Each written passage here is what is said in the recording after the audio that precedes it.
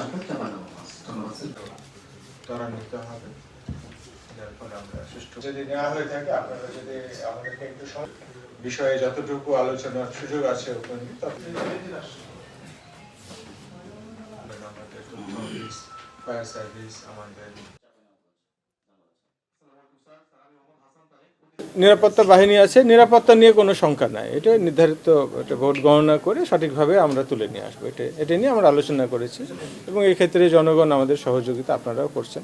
আর চাঁপাইনবাবগঞ্জবাসী এ বিষয়ে খুবই সচেতন এবং হলে নিরাপত্তা প্রত্যেকেই আমরা দিয়ে থাকি। এটা চাঁপাইনবাবগঞ্জের নাগরিক হিসাবে আমরা গর্ব করি যে নাগরিকগণই আমাদের ভোটের নিরাপত্তা বিধান করেন। অতীতে এই ধরনের কোনো মিসক্রিয়েন্ট কোনো ঘটনা ঘটেনি এবং ঘটবেও না। আশা করি আপনারাই এ বিষয়ে ভূমিকা রাখতে পারবেন।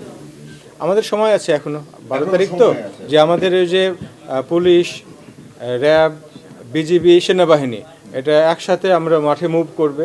ইতিমধ্যেই বিজিবি এবং সেনাবাহিনী চলে আসছে মাঠে।